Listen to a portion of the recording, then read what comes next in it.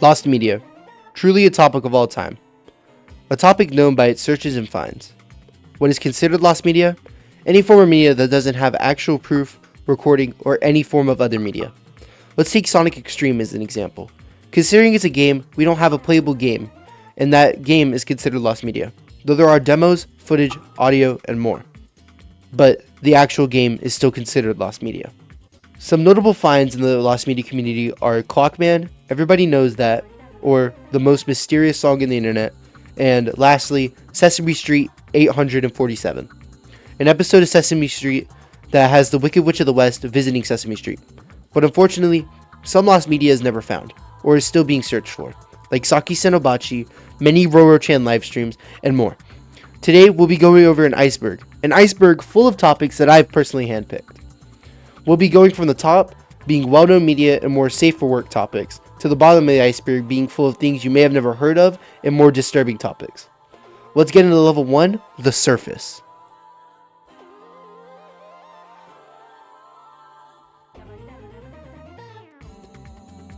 Clockman.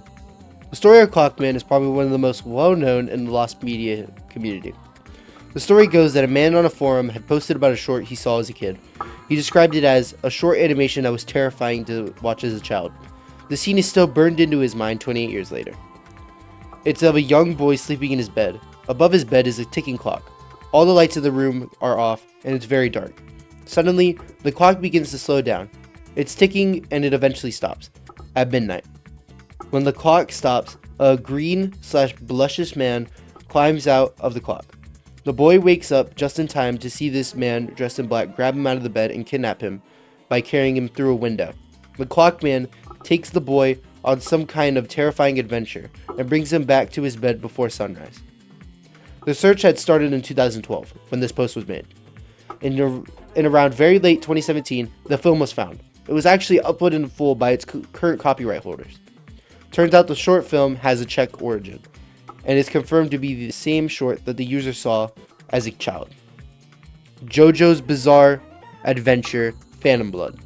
JoJo's Bizarre Adventure is well known for its memes and great storytelling, but many people don't know that the studio who made it wasn't actually the one who did a JoJo's adaptation at first.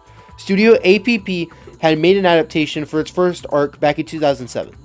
They made it to celebrate the 25th year of JoJo's Bizarre Adventure and screened it exclusively in Japanese theaters. But due to reasons, they aren't a home release. They can't release the film either to what is presumed copyright issues. It's exclusive or another reason. But sadly, we'll never know the exact reason. There's a lot of information on this film, and there's even a trailer from this film, including some screenshots, clips, and concept art, but the full film will never be released. As to why, again, we don't have an exact reason, but hopefully we'll be able to see this overseas and even have a home media release.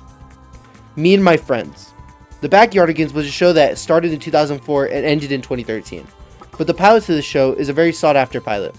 All you know about such pilot is that it's a live action studio filmed broadcast that aired in around 1998. The plot consists of the 4 characters playing in a live version set of the backyard. There is only 3 seconds of footage of the characters walking.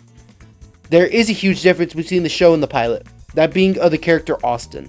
Originally, the show would be Pablo, Tasha, Tyrone, and Unica. Austin was a character in thought, but his costume was never made. Why? He had not been created. Now, what does that mean exactly? I think it means that, again, the costume wasn't created, and that they didn't actually write him into the show. Alas, he made his appearance in 2004. His character description on the Nick website said that he was the new kid on the block. But so far, we haven't seen anything outside of the characters walking and some background picture sets. Big Star Secret. Back in the 2000s, it was a good prank to scare your sibling, cousin, or friend with a screamer video. That's what this is. The Big Star Secret is a video that we might never find. The Lost Media Wiki itself isn't really active with it much as it used to be, as the man who uploaded the video does not have the original video file, or any file relating to it, and neither does the Internet Archive, who went through the millions of videos they have. But some reactions to this screamer do exist on YouTube that shows some of the lost video. It seems that the video is trying to describe a secret that exists on the Big Star in the courtyard of Peach's castle. This is the same star that is in the L is real theory. Unfortunately, we don't know if we'll ever find this video, though the screamer of this video is the same screamer in the White Car Valley jump scare, specifically the zombie, which makes an appearance in the company K-Fee's screamer ads. But outside of some YouTube reaction videos, we don't have anything about the full video. Crackmaster.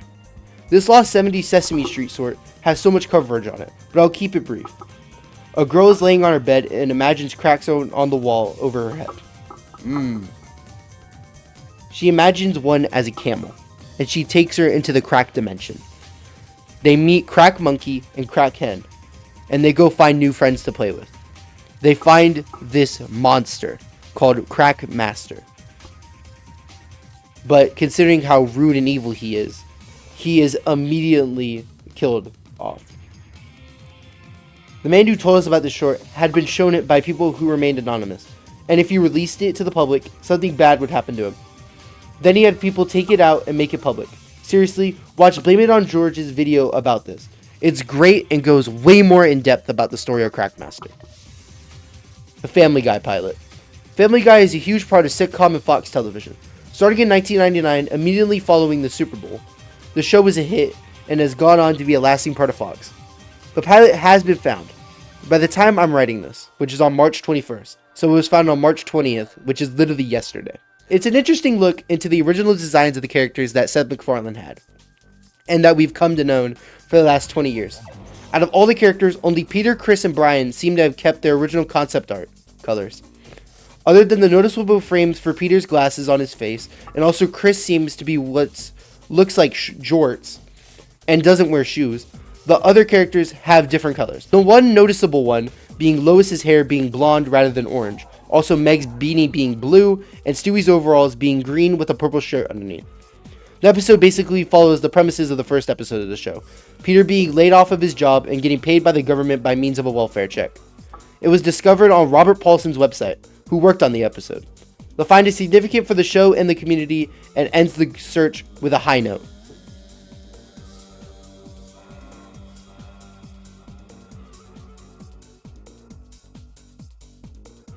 Fallout Van Buren.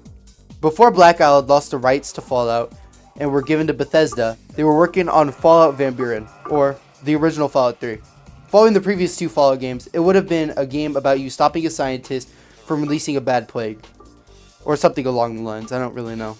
The game is really well known because this game features a fan favorite character in the game, Joshua Graham. A noticeable difference between both character models is the head. There is no head tape, rather a hood, and also a noose around his neck. Though, the only thing they kept was his ties to the Caesar's Legion, another faction that would have been in the game. Also, the NCR would have been in the game. Considering this is a big lost media case, there's obviously videos about it. It's not a bad watch either. There's a 31-minute video I'll link in the description. But this game has plenty of demos and plenty of concept art, but no official release.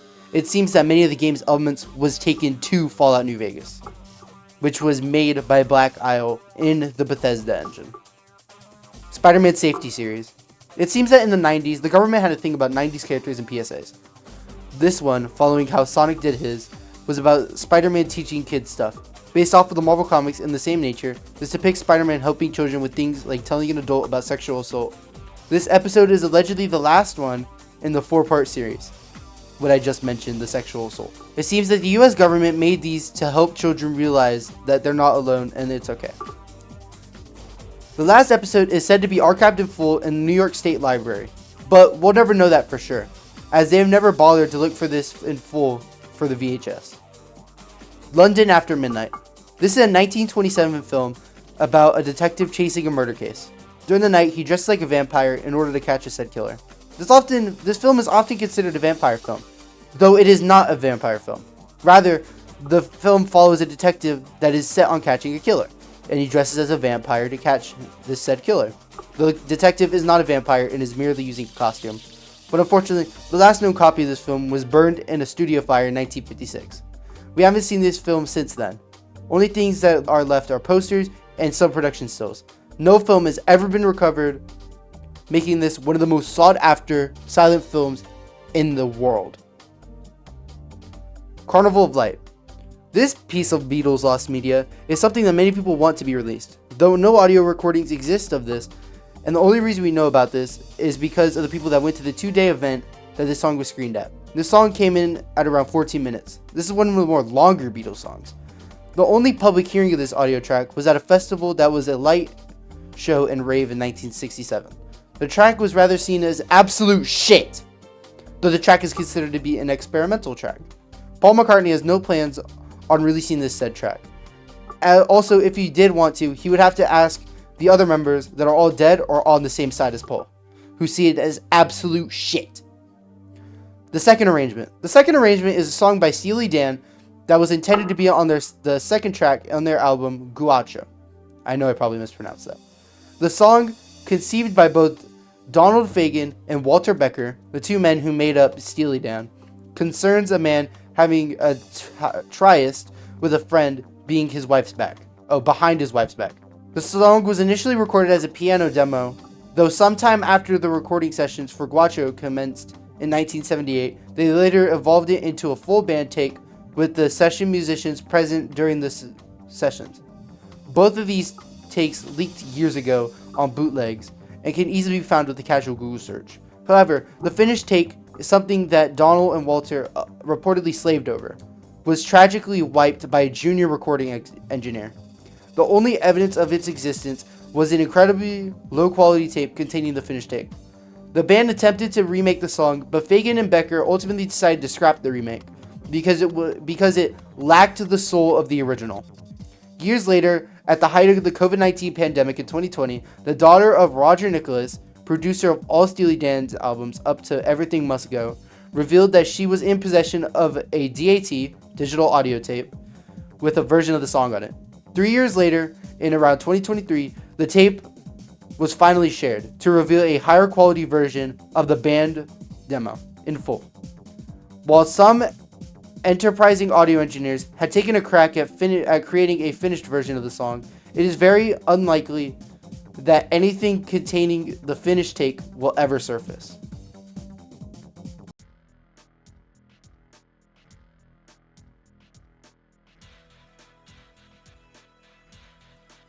Walt's Warning. Walt's Warning is a lost website that was supposed to promote Breaking Bad's second season. The game starts with you running away from Walter. He then tackles you in the desert. Then the next scene, Walter says your name and asks what you're doing out here. Here you can look around inside of Walt's van. But Walter says your name and asks again what you're doing there. He then talks to you and a photo of you comes up on a Polaroid. He then burns this photo. There are two endings to this game. One, if you look to the right and keep staring at a gun, he'll bring it to you and say it's a prop, and you get knocked out with this said gun. The second ending, which I generally could not find any footage of, consists of you looking at the left to Walt's chemistry kit, and him bringing some chemicals forward and knocking you out with these chemicals. But both endings end the same way, with you in the desert saying you can't hide in wherever you live. So let's take LA for example. So it would end in you can't hide in LA, Sophia. And then it would prompt you to do this with your friends. Send an info, send a photo, and then send it to them. It's honestly a pretty cool website, and looking at the videos is actually really cool. This is a sequel to Walt's Wisdom, which is a personalized website that was used to promote the first season.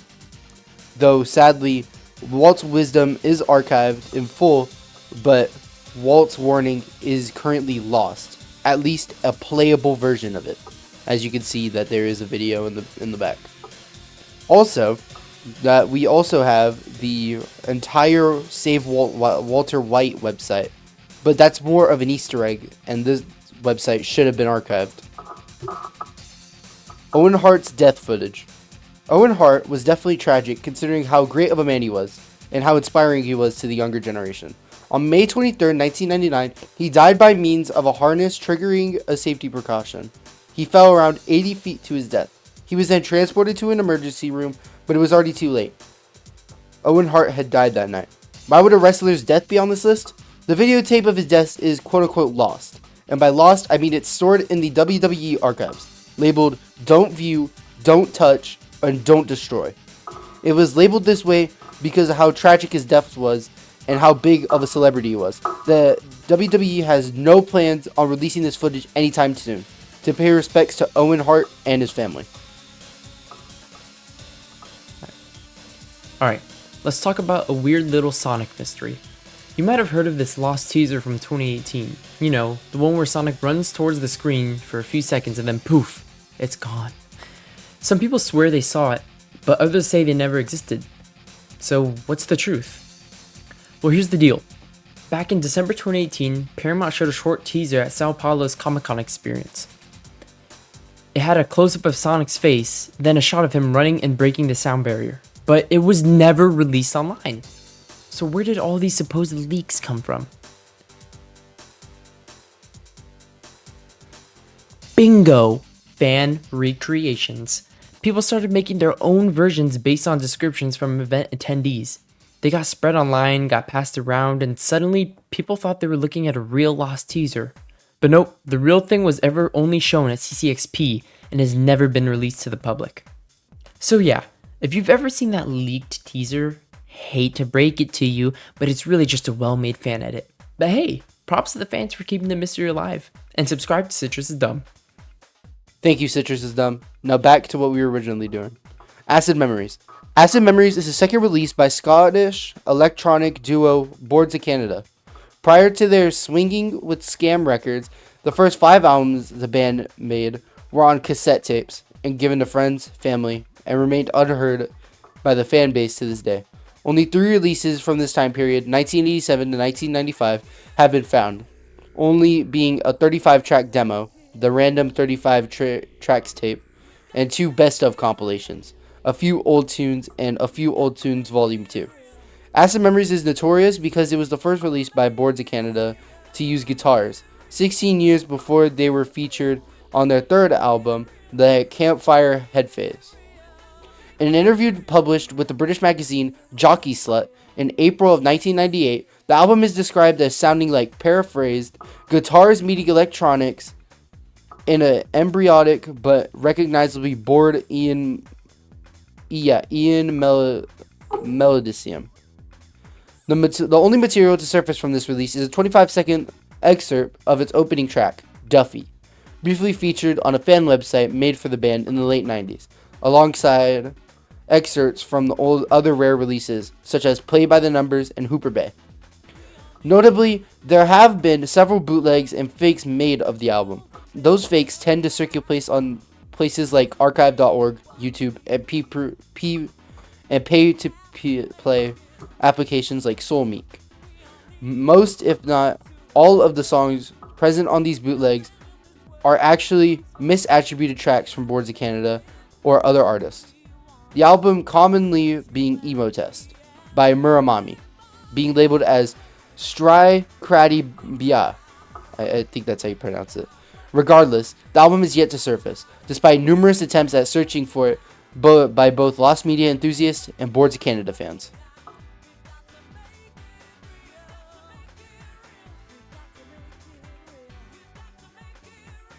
Cleopatra, another lost silent film. This one is about famed Pharaoh of Egypt, Cleopatra. The film was a success in 1917 and is considered risky for the lead actor, Theodora Barra, as she wears basically little to no clothing. The Roman Emperor Caesar also had an appearance in the film. The film followed Cleopatra and her quote-unquote epic romances with great men from Rome.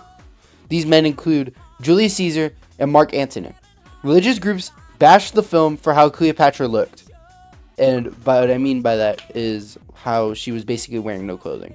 Many copies of the film were destroyed. The last 2 known copies were destroyed in 1937 in the infamous Foxfire. We haven't seen anything out of this movie since around 1937, but 2 clips have leaked and posters. The film generally seems like it would have been a great watch, especially after seeing it for the first time in over 100 years. The Lost Roro-chan _1999 streams. I've made a video on Roro-chan, which y'all should watch to get a more depth and explanation on. But she was a live stream girl that committed suicide live on live stream. She streamed herself mostly playing piano, dancing, or chatting with the live chat. But there are streams that people say she ran across traffic and sat on high rooftops or buildings. It seems that these specific streams were never archived. Looking at the Internet Archive, all I have seen is just streams of her talking, playing piano, and dancing. Nothing of these streams. Did she do these? We don't have exact proof, but many people describe these streams and such as her running across traffic and sitting on high rooftops, like I just previously mentioned. Again, watch my video on the matter for a more in-depth analysis after this video. Kingdom of the Sun. This Disney rabbit hole is genuinely enjoyable. This canceled Disney film was based off of South America in the ancient times, so like the Aztec and the Mayans. The plot follows a switching lives concept, most popularized by, I don't remember the book title, but it's like a king switches like with a peasant. I'll add it in there. Where the emperor of this mighty empire finds a peasant who looks exactly like him, and so they switch places. A sorceress blocks out the sun, which she claims causes her wrinkles in return for eternal youth. She also turns the real emperor into a llama and threatens to expose the peasant as the fake if the llama doesn't submit to her. After a bunch of BS, the llama and the girl go to stop her. They stop her, get married, live happily ever after. Average Disney stuff. This film was said to have darker themes. The film eventually became what we know as The Emperor's New Groove, if you hadn't caught on. The plot of this movie was said to be darker, like I just previously mentioned. The film also looks way different to when it was released. But some characters were reused, like the Emperor and the Sorceress. Considering that The Emperor's New Groove is my favorite Disney film, I had a lot of fun going down this rabbit hole. All we have is test screenings, concept art, and more. But a full release of the film has never been leaked. Hey, so I forgot to add this, and I forgot it was on the iceberg, but, yeah. 1988 Trump interview. This last interview is very infamous, as this very same interview has Donald Trump of the Republican Party, before he ran for president, say that the Republican Party is basically full of idiots, and they will vote for him if he ran. Now, why is this relevant? Well, he's been president twice with the Republican Party. Now, I'm not a politics person, but that's insane. You're shit-talking your own party before you ran. There is currently only 40 seconds of the start of this interview on Oprah's YouTube. But there is a popular quote that goes around every single year with Donald Trump that has him saying basically what I just said. There is a bounty on this video. That bounty being around $1,000. The thought is that if they find this, they get the clip, and Trump is exposed for being manipulative with the Republican Party. Wow, that is genuinely insane hate. Oh my god.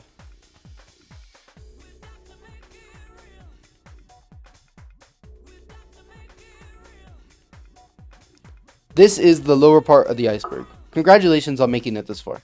The entries are definitely disturbing or very obscure, so here's your warning. Alright, let's get on with the show, as they say. Pseudo Scorpion. This lost album is said to have excerpt from actual videos of... The album was made by Zenjin, but unfortunately, there is barely any information on this album or the band, as a quick Google search doesn't bring anything up. So is the album even real? We don't have an exact answer. There was an album cover leaked on the Lost Media subreddit, but we don't have any track list or recording. Due to the nature though, I don't think anybody wants to find this, as the thought of CP in general is just really disgusting. Saki Senobachi. I made a video on this topic before, but I'll keep it brief. Saki Senobachi is an anime that consists of girls trapped in a bathroom, and over the course of a few days, they lose their minds and go insane. They end up committing over being trapped in the bathroom. The search for this anime has been large, but the biggest lead they have currently is The Lady in the Sea of Blood, another piece of lost media. The film consists of a girl bleeding from her mouth after brushing her teeth. Two people said that there was an anime based off of this film. One being an employee of the website Twisted Anger, who dug up a dark web anime website logo and link to the Wayback Machine, and the YouTuber Brutality Rule 666, whose channel has seemed to be deleted. Watch my video on the subject, where I go more in depth about this piece of lost media. The Timothy Treadwell audio. This man used to be a big outdoors man. He studied bears by camping outside. Unfortunately, he was mauled to death by a bear camping with his girlfriend. He was recording at the time, but the camera was covered, so all we have is audio. But the audio isn't available to the public. Why? Well, it was given to the Treadwell family, or his mother, for safekeeping. A reporter had listened to the audio while interviewing Timothy's mother. Once he was finished with the tape, he told his mother to burn the recording due to the nature.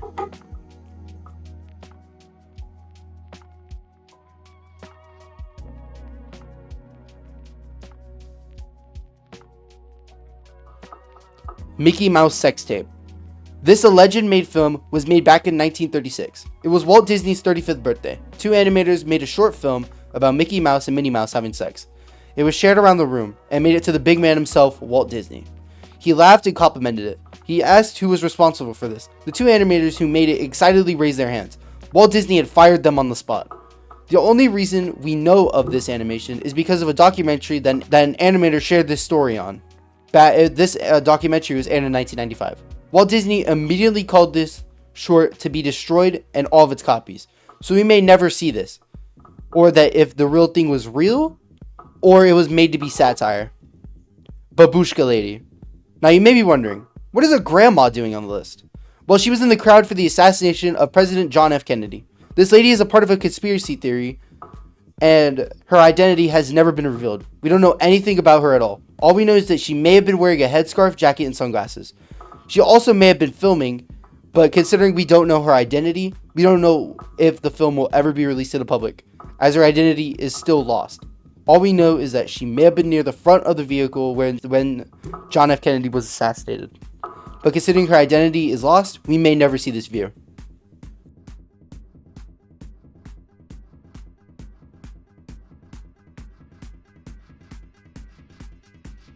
Heartbeat in the Brain. This lost 1971 film was created by the great British scientist Amanda Felding, who's known for her work with LSD. The film consists of her as a 27-year-old student at the time drilling a hole into her head with a dentist drill. Why? Well, according to the Cabinet magazine, she hoped that a hole in her head would increase what she terms cranial competence, that alleviating the pressure in her skull would allow the heart to pump more blood into her brain, thereby giving her a new feeling of buoyancy.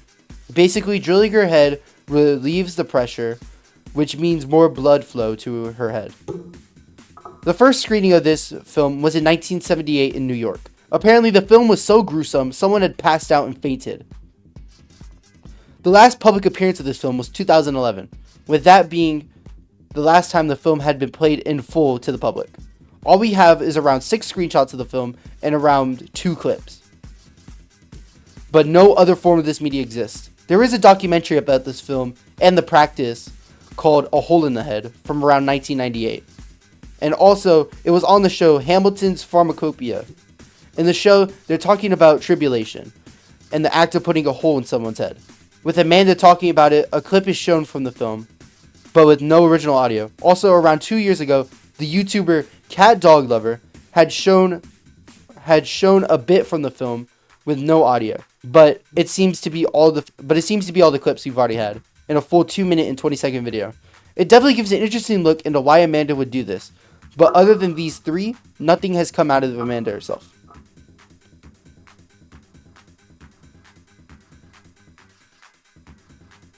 All lost media is on the internet. This is a theory that all the lost media in the world is on the internet. Now, considering this is just a theory, why would it make the iceberg? Because I hate this theory. This theory is generally one of the stupidest theories I've ever heard. If all lost media was on the internet, then where would it be? Because genuinely, we wouldn't know where we could find this lost media. Also, most lost media before 1928 has never been found. It's been either burned, destroyed, or anything else. Like, genuinely, this is the stupidest theory in the lost media community. And I hate this theory with a passion. Because if all lost media was on the internet, we would already have around half of the lost media that was ever existed in the world. But no, we don't. Rather, we only have small bits of it.